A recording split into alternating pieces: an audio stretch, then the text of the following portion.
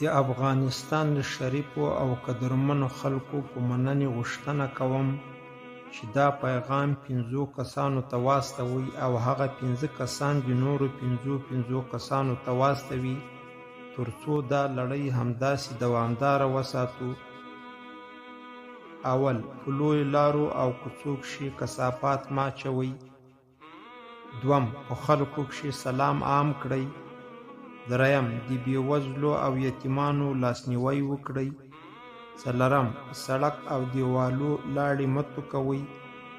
پنځم، په پیسو او دیوالونو لیکل مه کوئ. شپږم، خلکو ته ازار او اذیت مه ورکوئ. اووم، اوبه او برېښنا وسپموئ. اتم، نیالګي کښېنوئ.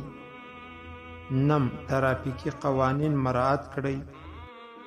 لسم، د خپلو والدینو او مشرانو خیال وساتئ. د هغوی دعاوې واخلئ او تل احترام کوئ. 11، د ښځو درناوی کوئ. 12، امبولانس ته لار ورکوئ. 14، د ښوونځیو، مسجدونو او روغتونونو ترڅنګ هارن مه وهئ.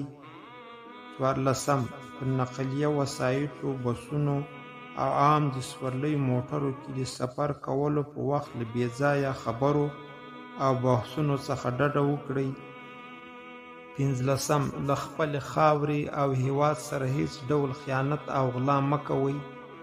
16، د لارو، میوه‌دارو ونو او عام المنفعه ځایونو په شاوخوا کښې قضای حاجت ته مه کښېنئ. 17، موږ باید په خپل ځان کښې بدلون راولو، نه په هېواد کښې. که موږ خپل ځان بدل کړو، هېواد په خپله بدلیږي. که غواړئ چې ماشومان مو په امن او پاک چاپېریال کښې ژوند وکړي، نو باید پورته سپارښتنې پلي کړو. هیڅ مشر یا رهبر نشي کولی هېواد بدل کړي، مګر زه او ته کولی شو له یو بل سره په مرسته او وسیله لومړی په خپل ځان او بیا په ولس کښې بدلون راولو.